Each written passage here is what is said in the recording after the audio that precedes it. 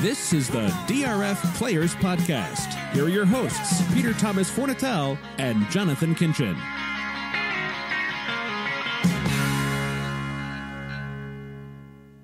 Hello and welcome to the DRF Players Podcast. This is your host, Peter Thomas Fornatel, back with you in the Brooklyn bunker for show 377, Tuesday, October 23rd. Happy birthday, Susan.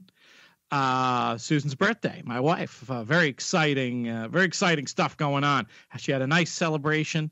One of our favorite places in the world, Saratoga Springs, over the course of the weekend. Chef Dan Spitz getting involved. Good stuff up at the little house on the east side. And she deserves that birthday shout out. She's not on the show, however, today. I do have a special guest coming up in just a few minutes. Pre-recorded interview with Duke Matties, triumphant recently at the Fall Classic at the Orleans. We'll be piping that interview in just a few minutes. But first, I want to bring in the permanent guest / co-host of this podcast program. He's calling in from the planet Texas, the people's champion, Jonathan Kinchin. JK, what's up? PTF, what's the word? Happy birthday to Susan. Definitely the better half of that duo, as no doubt. I am the better half of this duo. You guys can bond over carrying me all these years. Absolutely. So always fun. I'm interested to hear about the goat yoga, even though I think it's just probably yoga with goats roaming around, but I'm still interested. Check it out that's on Twitter, I think. I don't know if I sent an actual goat picture. I think it was a post goat yoga. Hey, next year's lifestyle show, we will perhaps talk about a little goat yoga. Yet another fun thing one can do up in the capital region area. You asked what the word is. The word is I'm unhappy with my friends. You and Sean Borman for making me send out a tweet. I blame you both thoroughly for making me send out a tweet in error the other day. You and I, in our conversations, we talk about a lot of different things in the contest world, but our mutual friend comes up all the time. If I just see Paul in a text message from you, I'm assuming it's Paul Matties Jr.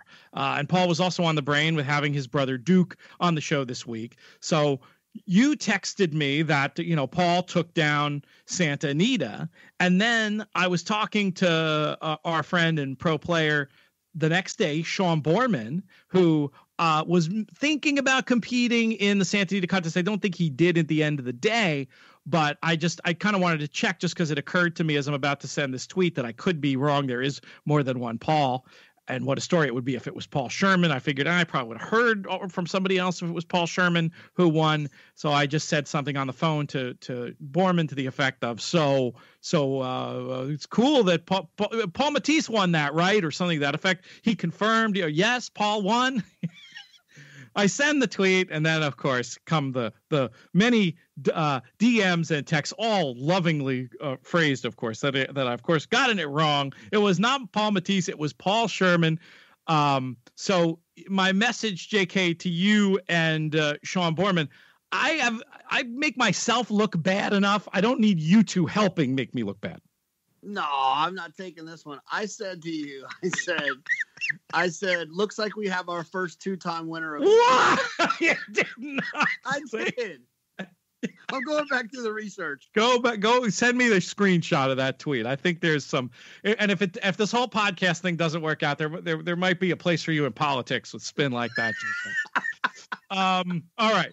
In all seriousness, big news about Paul Sherman. He will be on the show coming up, not today, but the next couple of pods, we're going to be rocking and rolling, JK, traveling, whatnot, going down to Louisville for EquestriaCon for the Breeders' Cup. So I think we're going to be looking at pre-recorded shows on Friday and Tuesday, but don't fret, going to be some real good stuff. Special plan for Tuesday, hoping to maybe get Paul Sherman as part, at least one of maybe two guests we'll have for the Tuesday show. My goal for Friday is to take an early look at the European runners from the Breeders' Cup Turf who are going to be entered. Who will they be? Well, we're going to know a lot more in just about 24 hours. You can go to the Breeders' Cup website, breederscup.com, and check out the live stream of the announcement of pre-entries, 11:30 a.m. tomorrow.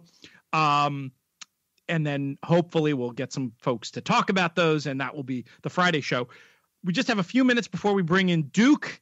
So I just wanted to talk to you, JK, about the news you've heard. I guess it's sort of like double secret probation here or something. The pre-entries have been made. They just haven't all been announced. What are you hearing? What are you interested in?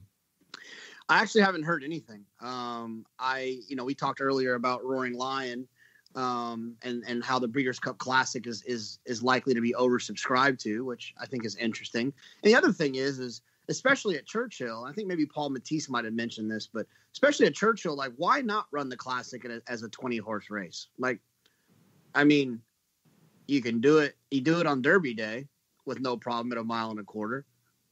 Why not in the Classic?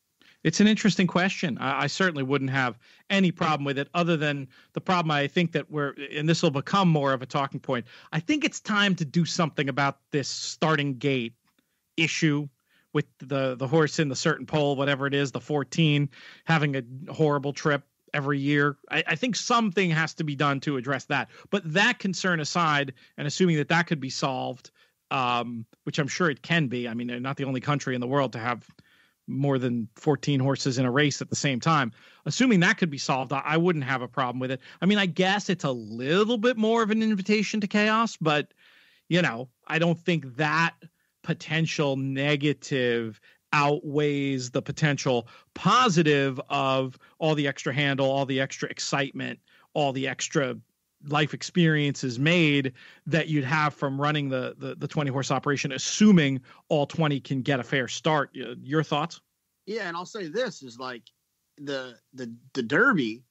There is not the opportunity after a bad trip to say, "Oh, we'll get them next year," right? Like at the Derby, because you can only run obviously when you're 3, so that they don't have that opportunity. So the great thing about the Classic would be is that bad trip situation could actually end in a press conference saying we were unlucky. We're going to regroup and we hope to be back here next year. So there's that definitely helps the situation in comparison to the Derby. Maybe they feel like it's weird to have one set of rules for Churchill and another set of rules for other places. But I mean, I think your point's well taken when you're at Churchill Downs again. And it's a big if, but assuming that the issue of everybody getting a fair start, it's a little funny to be having this conversation right just as that's becoming such a talking point. But I'd be in favor of investigating it. Let's talk a little more about Roaring Lion. People whose opinions I really respect, including Mike Watchmaker, have suggested that he might not make the field. Let me just say that would shock me speechless. Like, I'd be tempted to post an entire episode of the podcast just with silence because I'd be so wrong about this.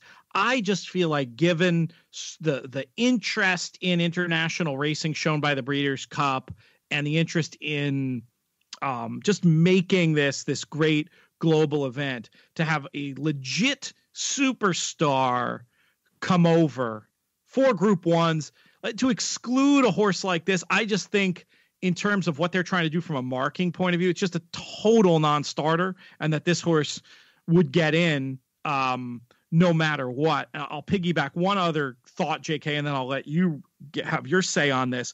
And I think the idea that just because the horse is by a sire whose progeny typically don't stand up on dirt should be completely irrelevant to his achievements on the racetrack. It's not about, to me, it's a case where maybe if you were just looking at horse A and horse B and had to choose between one or the other, maybe you could try to have some handicapper's assessment of which one was the more likely winner to go into the gate. But in this case, I think you just want the horses with the best resumes to go in the gate. And there ain't no way Roaring Lion on the back of 4 Group 1 wins isn't one of the top horses for this year's Breeders' Cup Classic. Regardless of what we think of his actual ability in the race, his presence in the race elevates the race to me.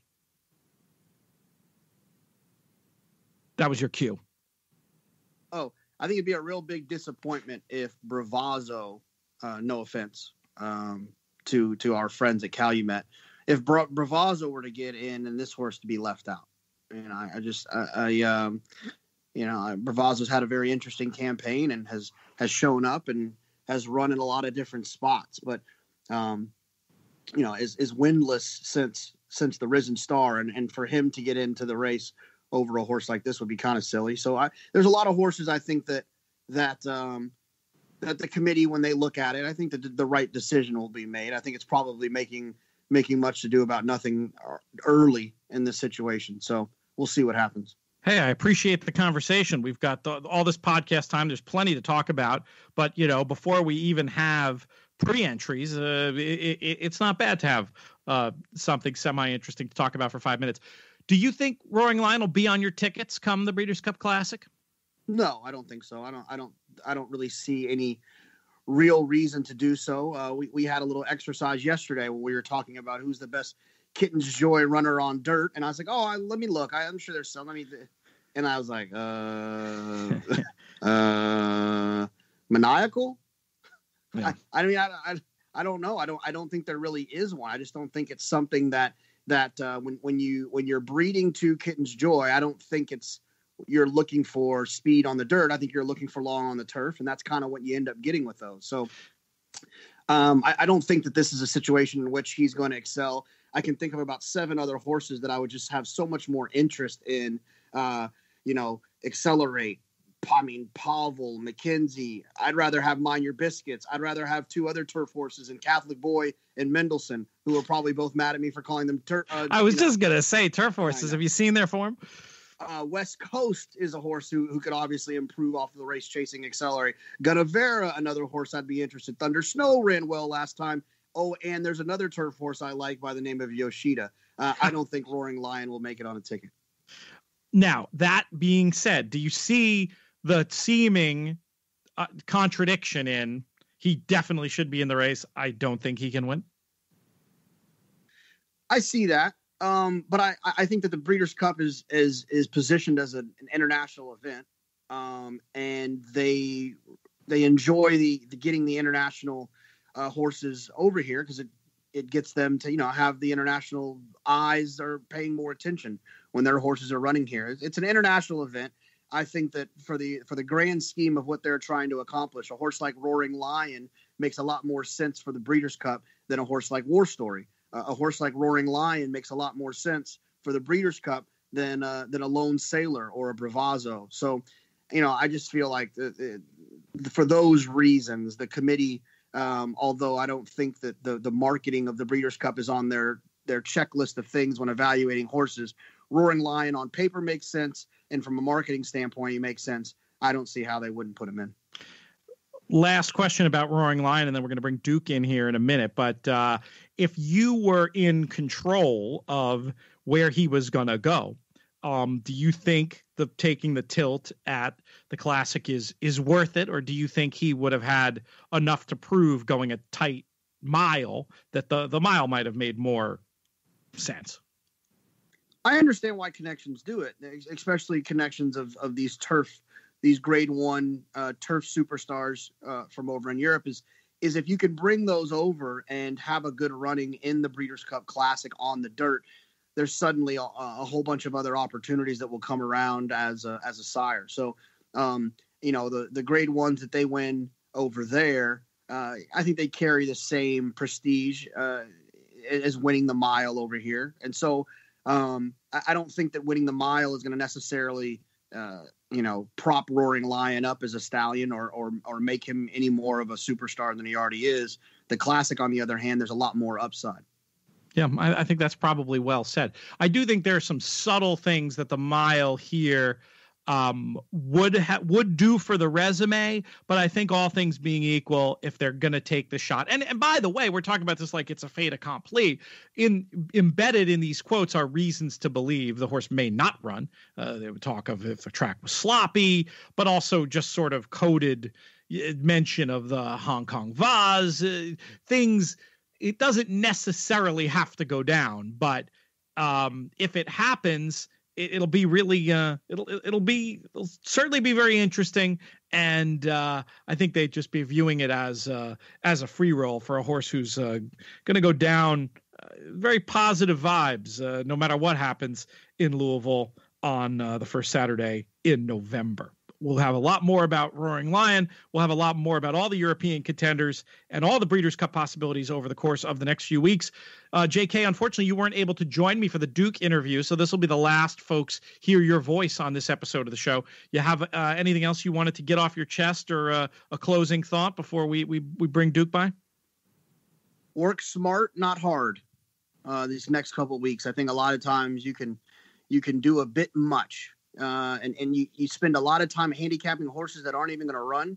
When you look at the pre-entries, focus on the horses that you know for sure are running in the pre-entries, and wait on the other ones. You'll have a lot more. You'll get a lot more accomplished by doing that than jumping ahead. And if you can figure out a way to write all your notes on your pre-entries and then find a way to transfer it over to your real PPs, you let me know. That's a Breeders' Cup problem. # Breeders' Cup problem for the last few years. I've never been able to figure that part out. Just use DRF Formulator and put all your notes right in there. They transfer over neatly. That's been a trick I've used, JK, for many years, where you can get the jump when you get those pre-entry PPs in Formulator out, and then it'll just go right over whichever kind of notes you want.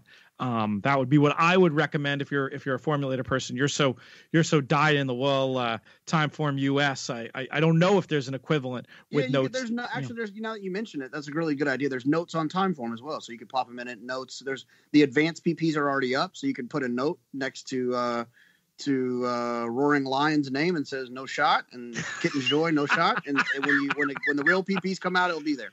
Oh, that's so funny. All right, JK, thank you very much for that. It's actually an excellent idea. Good thoughts about working smart as opposed to working hard.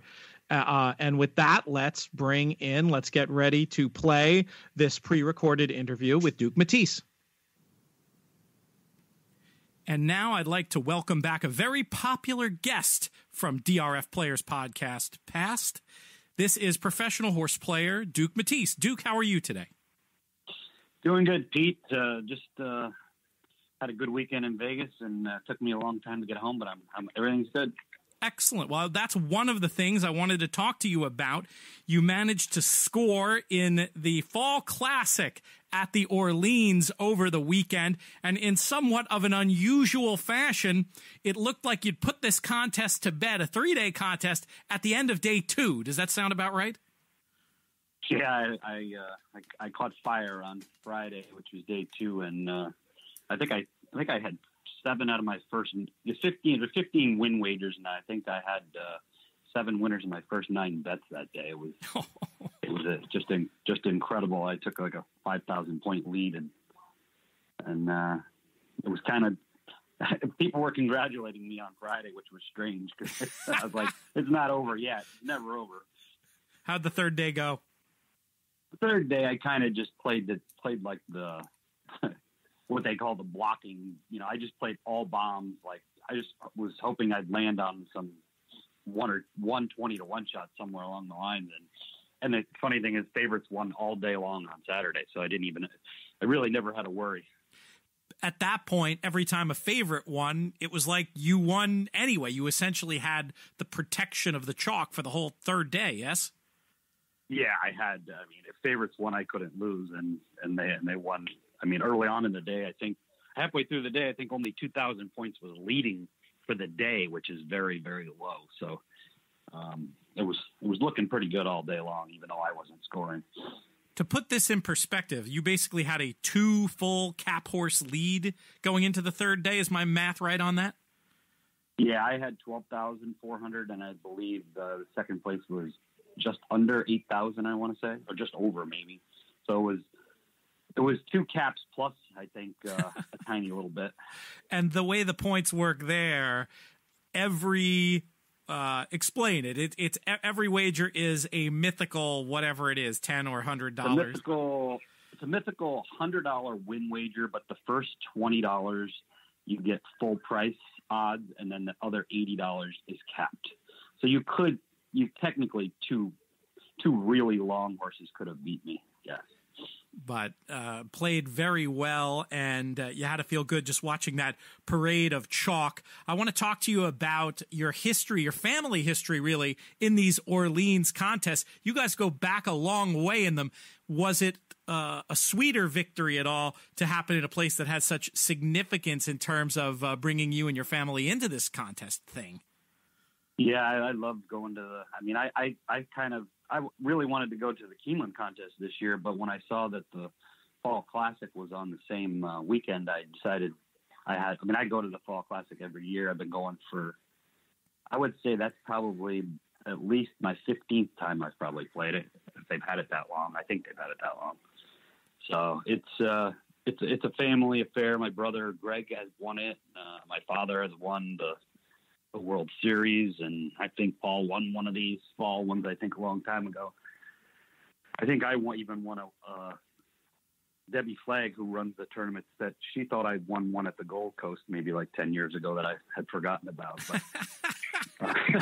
I envy you, Duke, to have so many wins that you can forget them. I mean, this is something you just made our podcast audience hate you, actually, for a second there. Yeah, I know. That didn't sound good, did it? But I'm leaving it in. It's too funny. That contest just suits, I think, the way I bet, I'm betting a lot of different tracks. There's 6 tracks in the contest, and you're trying to pick, out of those 15 wagers, you're trying to get 3 or 4 long shots, and that's what I did the first day. I caught 3, 15 to 1 or higher on the first day out of 15. And the second day, I just, like I said, I caught fire. I had 7. I think I ended up with 8 or 9 winners, but I had 7 out of my first 9, and nothing under 5 to 1. I don't believe that response really anticipates my next question. It seems to me that a lot of what I'd call the more serious horse players prefer the live bankroll format. Now, while you've had success and your brother Paul has had success in live bank contests, it seems you guys have a particular affinity for the mythical contest that I feel like some very seasoned horse players almost turn up their nose at in a certain way. How do you account for the difference between the success you've had and the love you have of these mythical contests, NHC and the Orleans series, as opposed to some other serious horse players? I think what the difference is the mythical contest comes down to, there's a lot of races in them. You got to make 45 wagers in the mythical contest, and the NHC might be more. I think nowadays, I can't remember how many it is, but it's a lot. Whereas a live money contest, I think guys are taking shots in one race. They're just betting all their money in 1 to 2 races. And if they connect, they almost pretend, I think they're pretending almost the money is mythical, but they're betting it all in one race. Whereas I don't like to do that. I like to hit multiple races. I love to pick 4s and pick 5s. And so I'm trying to pick multiple winners. I look at the races as, I try to narrow it down. If I can't narrow it down, I skip it, that kind of thing. I just think I have better success just because there's more races, and people don't like to handicap 45 races a day. Whereas I could handicap 100 to 200 races a day, and it wouldn't tire me out. That's great. And I think you've really hit on something that I never thought about before. And I won't ask a question to try to draw this out of you. I'll just state my thesis, and you can react to it if you want.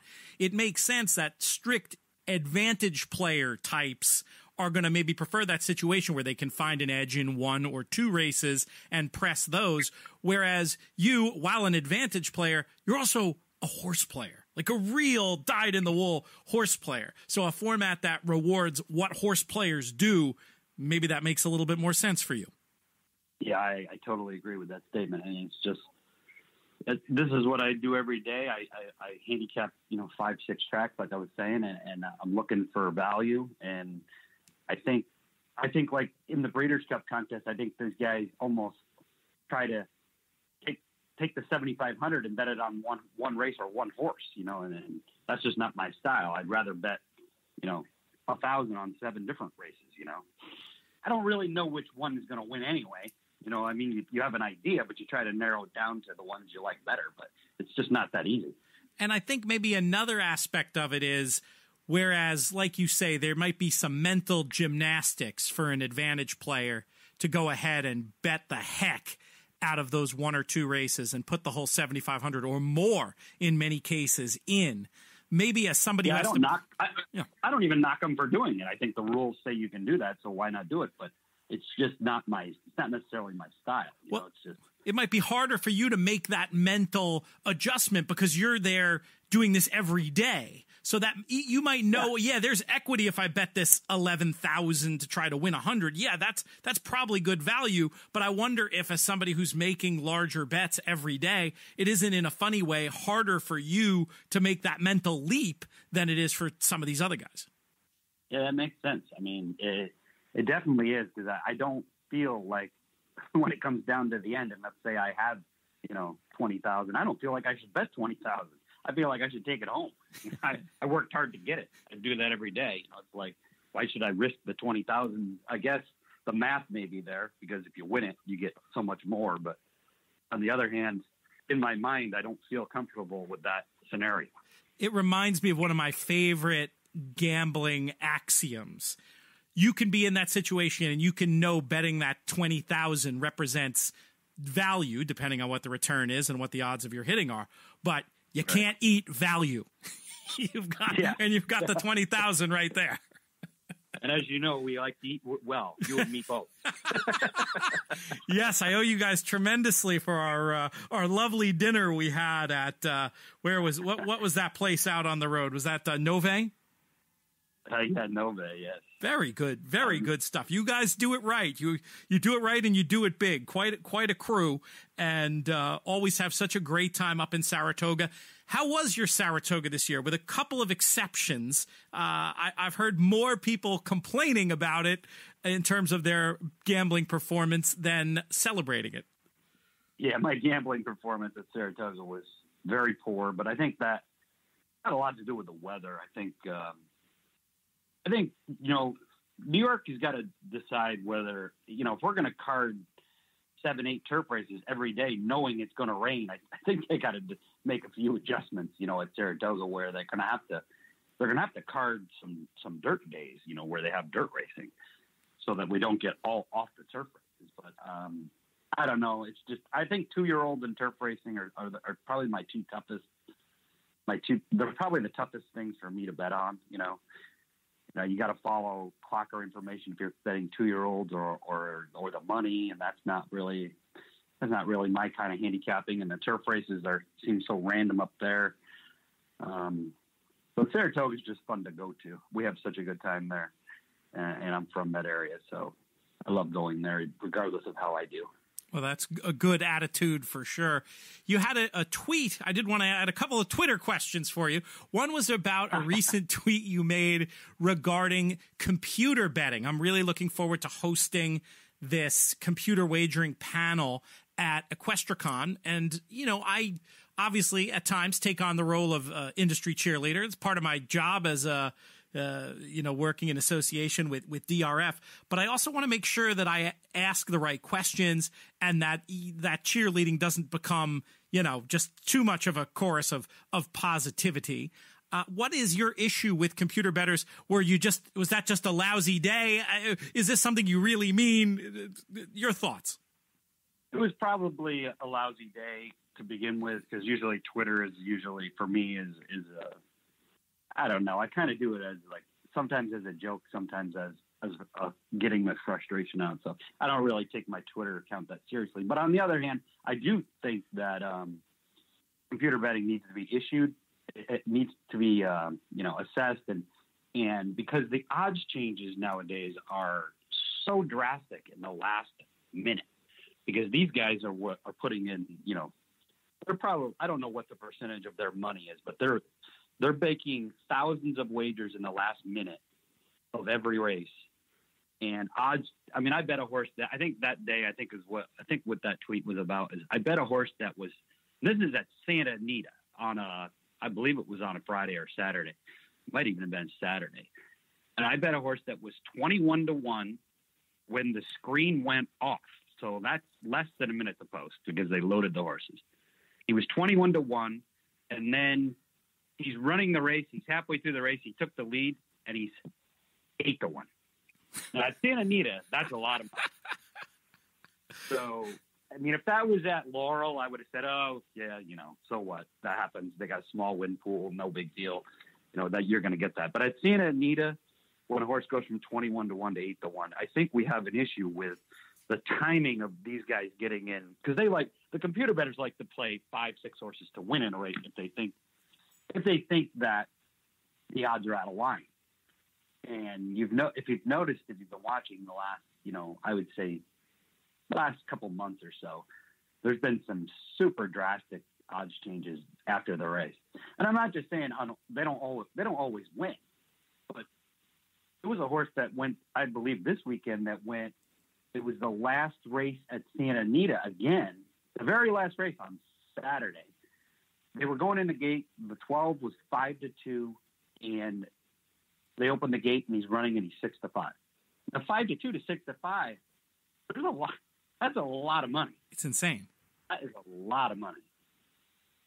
So I just think they need to shut these guys off, maybe at a minute to post. They can still get all their wagers in, but they have such an advantage to get thousands of wagers in seconds at the last minute, knowing what every horse's odds are. And, the computer's just telling them, well, that horse should be lower, so bet 10,000 on him. That horse should be lower, so bet 3,000 on him. I don't think that's necessarily a true, what I call handicapper or gambler. No, it's just a computer telling the odds are out of line and adjust it and try to rake the pool for whatever percentage you can get. Let's talk about what the right fix is. I mean, obviously, there's a few different issues going on here. And I think from an optics point of view, especially in this sort of brave new world of sports betting, where racing's facing competition for the gambling dollar in a way like never before, the optics of everything you just described are horrible. From what we understand, let's put aside whether or not there could be past posting going on here. Let's just put that off to the side for now. And I'll just ask you this. How much of the problem is solved if that horse goes in the gate, you see those final odds, there's still not going to be time at that point to react to it, and the gate opens? How much are you upset by just that sort of sickening feeling of the lack of transparency, and how much is it that you're upset by the team's ability to get in last? Well, it's a little bit of both. I mean, I don't think it looks good for racing, and I want racing to look good, So it doesn't look good for racing when a horse goes in the gate at, like, say, 21-1 and comes, and halfway through the race he clicks to 8. It's a joke. I just don't think that's just not good for the outlook of horse racing, right? It's like people are cheating, even though we know they're not. They're just we don't know they're not. I was just going to say. Sure. We don't know for sure, but if they really are past posting, then we're really talking about something that is really bad. Because I guess there was a past posting incident with the Naira Pick 4 or something recently, I heard. Yes, there were toad problems with the... Yes. Yeah. They, at Naira, to their credit, did the right thing, refunding the wagers while still paying out the winners. It's a shame. I thought those were creative ideas, but like so many other things in racing, the technology lagging behind. And that's what I was really asking about. How much of what you're saying, get rid of the computer players, but is it more a case of update the tote technology? Yeah. So when I tweet, get rid of the computer, but I don't know how to get rid of the computer because then there'd be no money in the game. I was going to say. I don't want them to have such a huge advantage for all they're doing is trying. I don't think they're really that good. I mean, they're good at what they do because they're doing something different than everybody else. They're just mathematically trying to take money out of pools. Now that's a whole different ballgame from what everybody else that's at the track is trying to do. I mean, 99% of the people are trying to cash, a winning ticket that's going to make them money. These guys are just trying to. It's arbitrage. Take a small percentage, right? It's much more similar to what you'd see on Wall Street.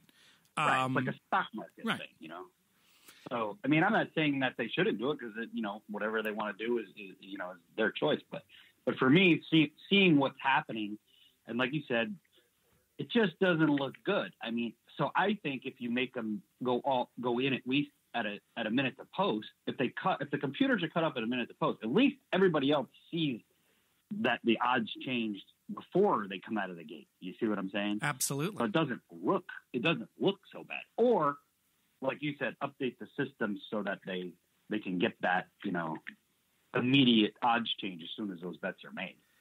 Yeah, it doesn't sound to me like you're unhappy to compete against these groups. No. It just seems like you'd want the ability to see their price before you made your wager, as opposed to the other way around.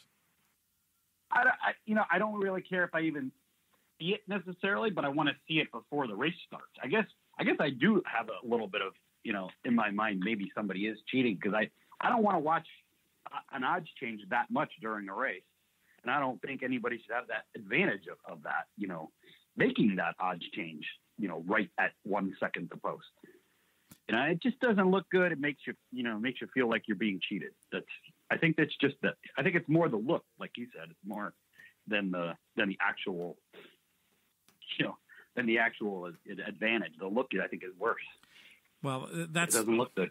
It looks terrible. It's unacceptable in 2018. And if the game is serious about trying to really have significant growth in the way I think, we believe it's the best gambling game there is, and some of the anti-marketing that goes on within itself is enough to drive you crazy. I think this is Exhibit A. But I was just, what I would say, just to reiterate, is, to me, and this is the perspective I'm going to take to that panel in a couple of weeks, their money is welcome here, but let's do it in a way where the optics aren't so crazy, and let's also make sure we talked about, maybe some fair advantages that they have. Let's not give unfair advantages.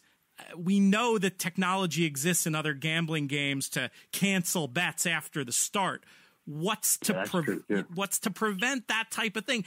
If those type of advantages are being given, I think we have even bigger problems. But it sounds to me like the optics is as big an issue as any of this, at least to you. Yeah, definitely. And I think that every gambler out there, every horse gambler would say the same. I don't think they, when they watch a race and that happens, they just get a really bad feeling, and they're not going to want to keep betting. Yeah, that's right. They're going to want to keep betting if they think they're being cheated, and it just looks bad. Are you at a point where you'll bet less because of it, do you think? I bet less just because of the computer bettors, because I think they're taking away a lot of the profits I think that I've made. I think every year I think my profits go down because of them. And, that's probably why a little bit of the sour grapes towards them, but they, I like these, going back to the other thing, I like these new wagers. I like these cross-country pick 4s and pick 5s. I hope they can get them right so that, we can wager. I think they should have a bunch of those each day. I think those are great bets for, the world, across, even if it's that, throw one in at Ascot, throw one in at whatever, I love the fact that you can have these cross-country pick 4s and pick 5s. I think those might be the future. It's exciting. And hopefully NYRA stepping up and doing the right thing here will now allow for a period of going back in and getting the system fixed and then taking another shot for real. I worry sometimes that there could be an anti-marketing that tails onto this. But hey, sometimes when you're trying to do new, creative, and interesting things, there's going to be some hiccups. I'm reading a book about currently a book about the space program and the space race specifically, and all the horrible things that happened along the way to Neil Armstrong. And it's a highfalutin analogy, I guess, but I mean, my point is you can't let setbacks prevent the opportunity to strive for progress, and that's something I think as horse players, we don't get to see enough of. Yeah, I totally agree with that. We don't. I mean, the inquiry system in horse racing is. I mean, we need rules like they have that baseball they call the studio. Why do we have 3 guys that were former jockeys deciding whether a horse should come down or not? There should be one panel of judges, and you can have more than 3. Why is it 2 out of 3? I mean, it should be like the Supreme Court. You know what I mean? It should be 9.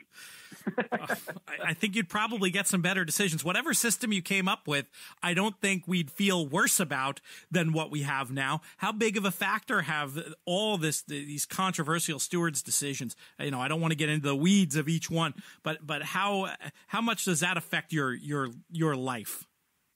That is, one wrong takedown could cause a lot of problems in my life. And think about how many bad ones they had in this summer. I saw. I could probably name 5 of them right off the top of my head, but I don't want to get into them because a couple of them were just disgusting. They were. I think the problem with the inquiry system is they don't want to take down a Bob Baffert, but they'll take down a Joe Schmo. You know what I mean? And they don't want to take down Mike Smith, but they'll take down a lesser jockey. And that's terrible. That's just as bad as the look of the past posting. We need to fix the system so that it's not 3 guys that know Bob Baffert deciding that I'm not going to take him down because he runs racing. You're giving me Setsuko flashbacks, Duke. I don't like those Setsuko flashbacks. Stop with that. It's ridiculous. I mean, think about it. We're in 2018. A computer could decide whether there should be an inquiry or not. What do we need people to do it for? They're going to be opinionated. It's just not good. I want to turn the topic back to tournaments, and specifically the piece that I plan on writing for DRF. I found it very notable and interesting that the 3 big contests this weekend, 2 at Keeneland and you out at the Orleans, all 3 winners, professional horse players. I love that. Isn't that great? And I wanted to ask you specifically what role contests play in your business model, and then just if you care to reflect on that achievement from the pros. I love the fact that 3 horse players won. I didn't know where was the other one? I know Keeneland. Where was the other one? 2 days at Keeneland. Sean Borman, pro player, won on Saturday, and then of course Tommy Massis, who I'm sure you've encountered, our friend of the podcast and former BCBC winner, gets the job done on Sunday. There was a lot of good guys on the board that day. I mean, it looked like a lot of good gamblers did good that day, and I think it reflects on sometimes when the racing is good like it is at Keeneland, you can get the cream will rise to the top, and I think that happens.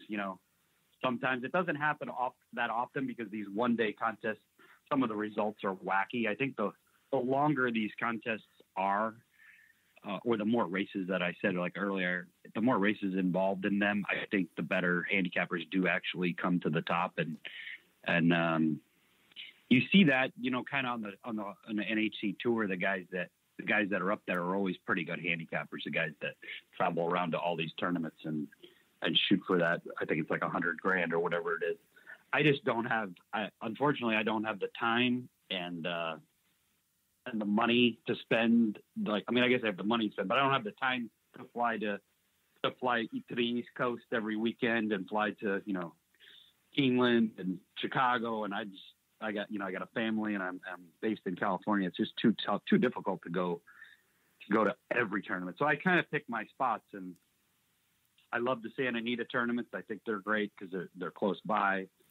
I'd like to see one maybe at Golden Gate in the future. I know we were talking about that at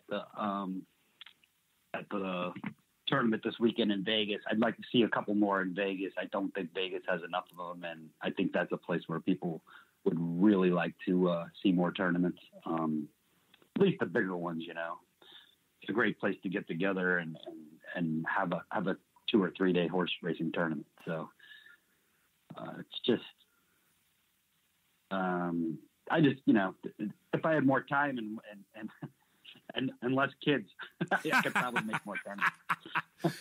What about in terms of your business model? I mean, are these larger hits that you get from tournaments? I mean, is that a meaningful, is it more social and fun, or is it like something that because of the upside of these windfalls is actually important to how you make your living?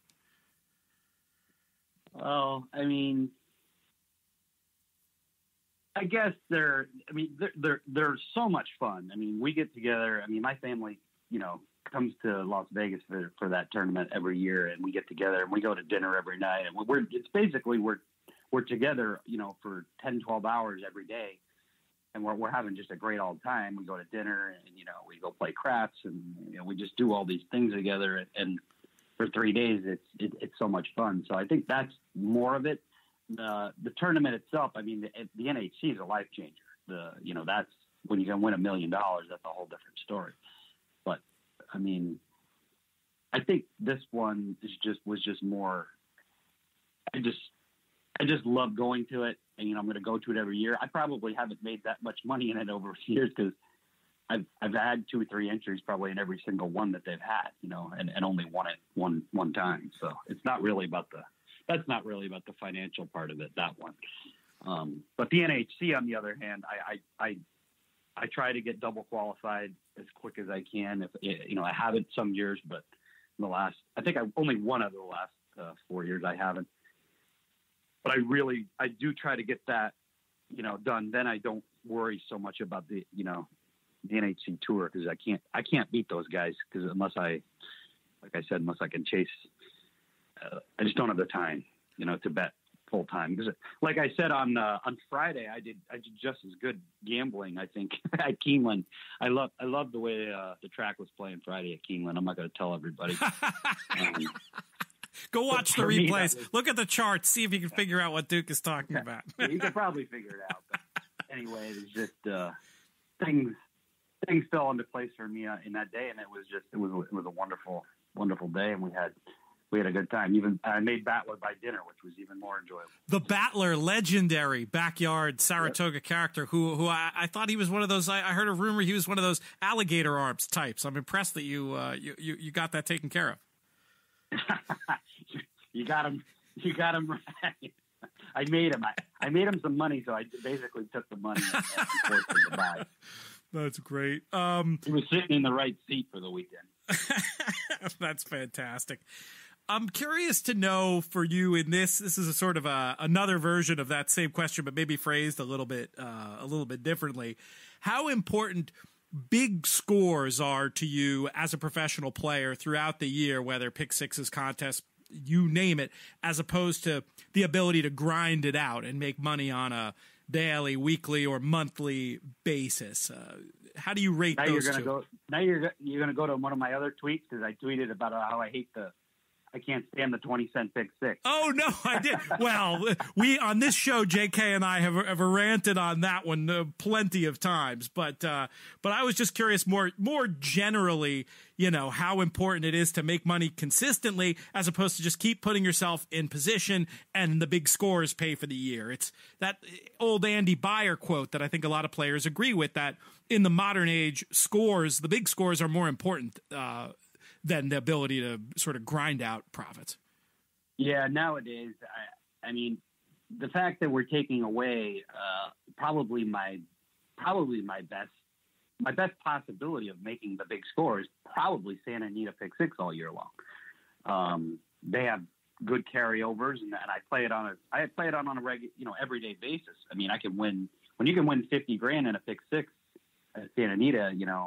There's not many places you can do that anymore. So taking that away from me, I'm really, if they really do it, they say it's a trial, but knowing how well it did at Gulfstream, which I still don't understand why it does so well there. People like randomness, I guess, because I was trying to, going back to I love Tom Quigley, and he tweets, he was tweeting about play the Rainbow Pick Six, and I chimed in there and I said, why play something that, if somebody else plays your tickets, you can't win. That's how stupid it is. If he puts a ticket on the board and one other person plays it, they can't win the jackpot. Right. It just doesn't make any sense, to have that system where if 2 people hit it, you can't win. You don't make any money. Friend of the podcast, Garrett Skiba. Garrett calls it a bet for people who hate math. As a math guy, yeah. do you think that's fair? That's about right. It's a bet for the guys that like roulette. You ever play roulette? Not too often. I know JK's a big believer. He's a black action guy. He just goes in there and and fires away. But that's just, yeah.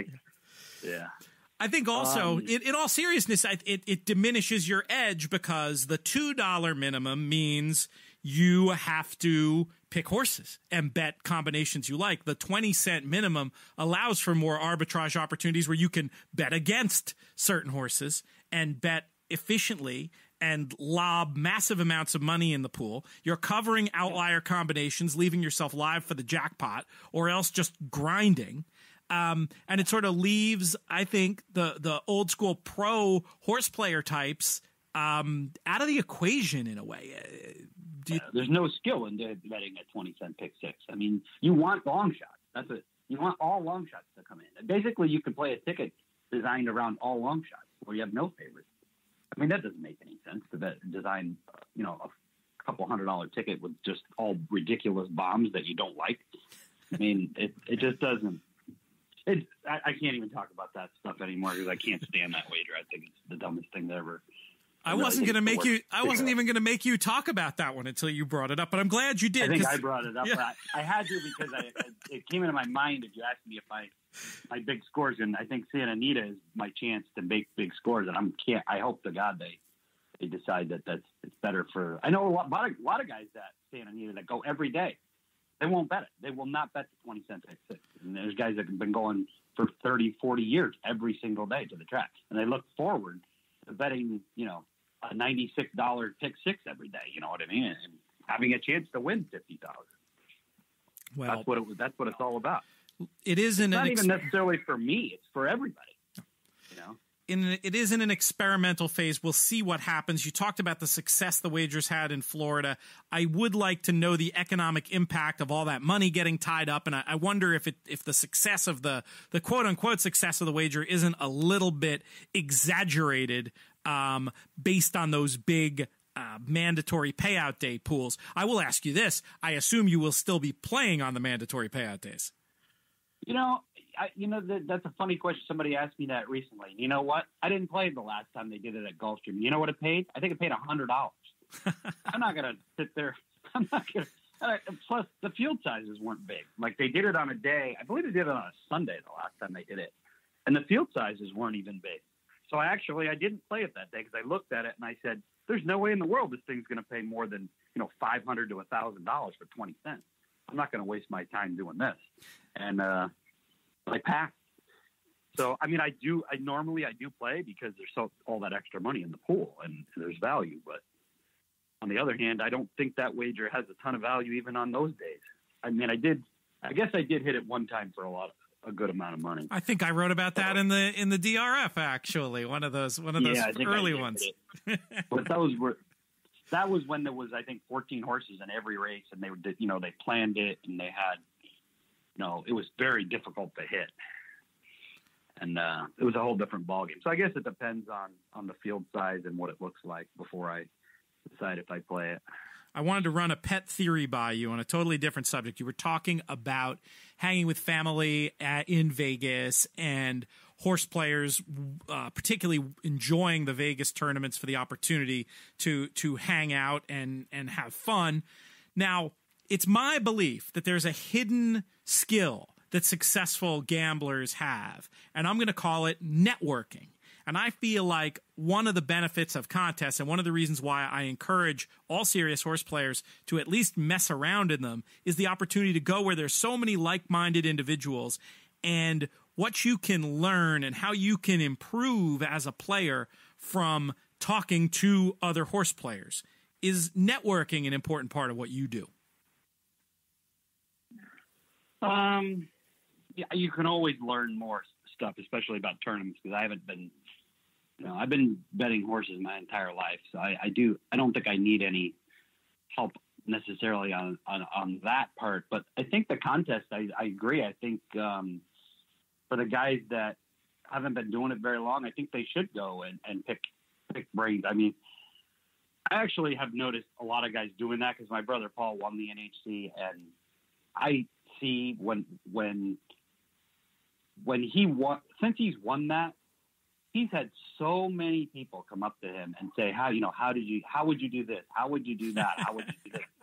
And for me, I would probably have a tough time with that, because I'm not, when I'm sitting down at the NHC, I don't want to be bothered that much, you know.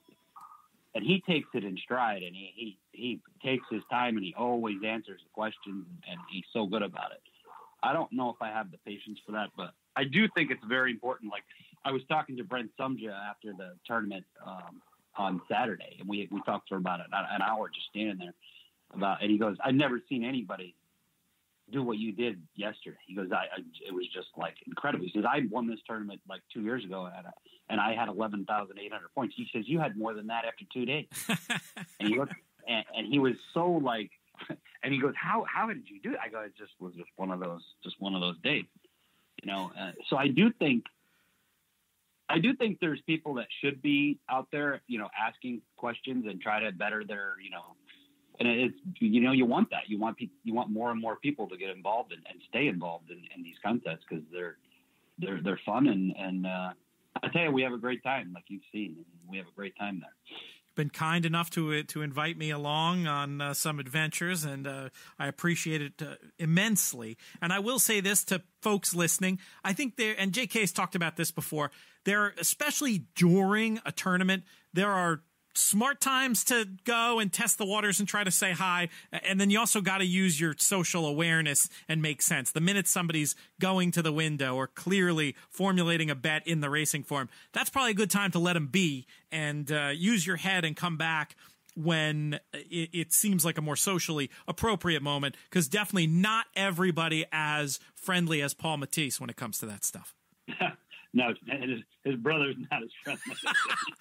We have the cocktail parties. I mean, we always have events, and, you know, there's one every night, you know, during the NHC. There's plenty of time to pick somebody's brain, you know, not when there's 3 mandatory races coming up in the next hour. You know, you don't go up to a guy and who's probably trying to decide who he's going to play in the next hour. You know, that's not a good time, but it's still, I think people should do it. They should, like you said, they should do it pick the right times, and I'll be happy to answer any questions at the appropriate times. I like it. Are you double-barreled for the NHC this year? Yes, I am. I believe I got them both at Santa Anita pretty quickly. I finished third the first time, and I think I won a tournament at Santa Anita. They were both smaller ones, but yes, I'm double qualified. And Paul, will he be going back double barreled? I know that he really felt like it helped. I don't believe he is. I know he has one. I'm not sure if he has two. Might be. I don't think he is. I think he has one at the moment. Are you going to be playing in the Breeders' Cup contest coming up? Well, I'm definitely going to the Breeders' Cup. I hope my horse, Fanny Price, gets in it. He's in the Breeders' Cup Sprint Turf Race. Hopefully, he's going to have to be a pick. He's going to have to be chosen to run, because he doesn't actually have points, Breeders' Cup points. But he's won. I think he's won his last 4 races. They're all stakes, and even with 130 pounds they gave him last time. So I'm definitely going. The tournament, I'm not sure yet. I think that'll be a last-minute decision, depending on maybe. A lot of times at these big events, you know, I don't get there for the first race. A lot of times, you know, especially like the Kentucky Derby, that's a tough one to get in and out of. I think it's easier at the Breeders' Cup. You know, I always have people with me, and I got to get, you know, my whole crew settled, and I got to get myself settled in a spot and get comfortable before I can start.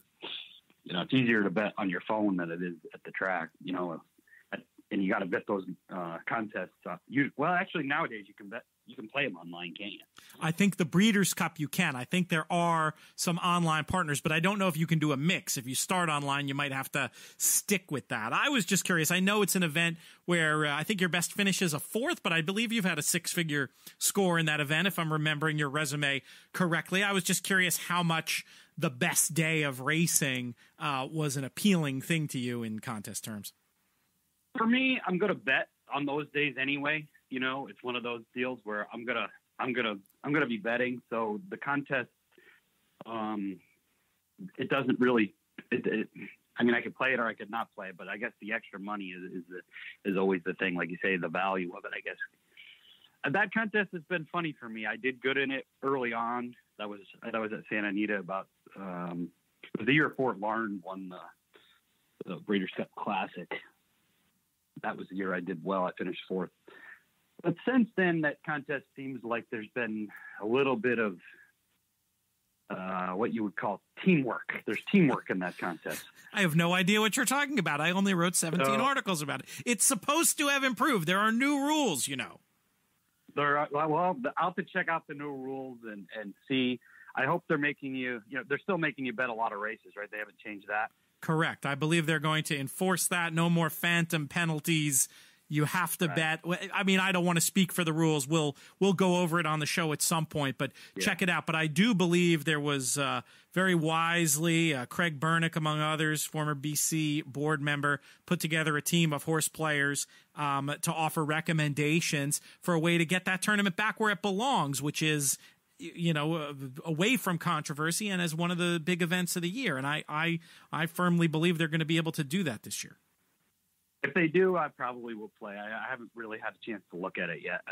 I'm more hoping that my horse gets in, and I guess if he gets in, I probably would. I would almost for sure play because that give me a little more interest. But the tournament, I just have some, if you know how some of the tournaments you just get a bad, something happens and you get bad. Sure. Oh, it's reasonable. It, Last year it was a black eye, but I respect them immensely for the way that they handled it in the aftermath. So I'm hoping that it'll be back to onward and upward. But there's more information out there about that that you can check out for sure. And we'll certainly, if you do decide to play, track your progress with interest. Let's talk a little more about Pay Any Price. How's the horse doing? And what do you think your chances are, not in the race, I won't make you answer that, but of getting into the race when you look at the potential other invitees? I believe you should get in based on the fact that he beat the horse named Bucaro, who won the race at Keeneland. He won the sprint race at Keeneland, I believe, last weekend. Yes. 2 weekends ago. So he beat him at Gulfstream. So there's number one, and Bucaro's going to get in because he got points. And also, I believe the fact that any horse that's won, I think he's won like 8 out of his last 9. They've all been stake races, and they're all 5 furlongs on the turf. So, I mean, I believe he deserves a chance. That's for sure. Sounds like you should be long odds on to get in with that resume. He shouldn't be. I mean, you just never know. A committee's got to decide, and I guess what they do is they take the top 7 in points, or the winning your ends in points is top 7, and then they vote on the other 7. So he's going to be, he's going to be on the end of that list because I think Richard's Boy's got to be voted in, and I think Stormy Liberal might even have to be voted in. I'm not sure he has points either. There's a couple that are weird, a couple of the Pete Miller horses, and then a couple of the Jason Service horses that don't have points also that are very good horses, but I think we'll probably sneak in one of the last 3 spots, and I'm not sure his chances are great because he actually runs 5 furlongs all the time, and they moved the race to 5.5 this year at Churchill, and that's not going to help him. He's really fast, and he has run that far in the past, but he hasn't run past 5 furlongs the last 2 years, so we'll see. Anyone you're particularly afraid of among the competition, or you just worrying about yourself at this point?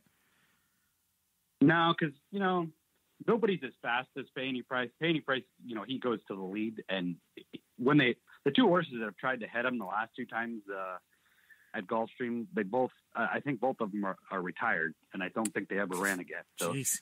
I wouldn't try to go after him. He's so stinking fast. I mean, Richard's Boy's the only one I think that's ever taking him on and beating him. So I'm not really scared of anybody. Richard's Boy hasn't been as good a form. I think maybe who is the horse to beat in that race? Maybe one of Jason Service's horses. His horses he's got 3 of them that are really, really good. That he beat us. I think Vision Perfect beat us at Gulfstream. I think that was one of his horses that beat us. What's the back? He might be What's the backstory of Pay Any Price? How did you get involved? We claimed Payne Price, believe it or not, two summers ago. We were all at Saratoga, and we were all at my birthday party. And at the bowling alley? Saw that at the bowling alley, yep. We were at the bowling alley birthday party, and we were having a few beverages. You?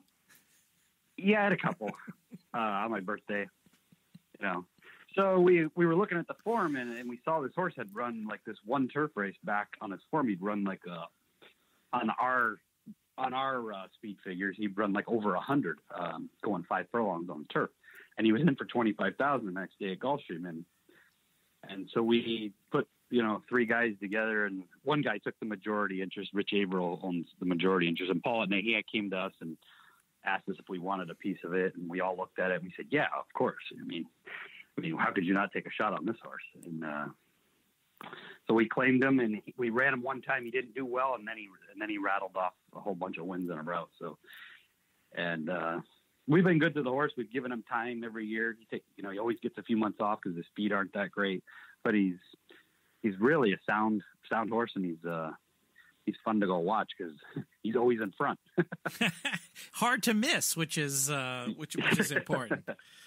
Yeah, he's fun to watch. He's so fast, and I just hope he can get an extra half a furlong. I always thought he could, but he hasn't done it in a long time. Well, yeah, that must not have been welcome news. Them going with that distance. They didn't consult you on that? No, they didn't call me first. Well, Godspeed to you, Duke, and to Payne Price. Before we wrap up today, and I think I'm going to make an executive decision. We do this sometimes on the show. We have production meetings in the middle of the show. I think we're going to make this basically a whole show, probably run it a week from tomorrow. We're recording this on Tuesday the 15th. If anything changes between now and then, there might be, sometimes that happens. You'll get a weird little note or something for the listeners, but that's what I think we're going to do. I really appreciate you taking the time today. And anything else you want to get off your chest, want to vent about while I have you? No, I'd like to get this bronchitis off my chest. I think I've had it for 3 weeks or whatever it is, but I think it's finally starting to clear. Excellent. Yeah, you don't want to be dragging that around with you to the Breeders' Cup and beyond, but congratulations. You and your lucky bronchitis getting the job done at the Orleans. So happy you took some time out, and thanks for the free consulting on the computer betting panel. When will you get to Louisville? Will you be there for EquestriaCon, or are you not coming in till right before? What day is it? I think EquestriaCon is the Monday, Tuesday.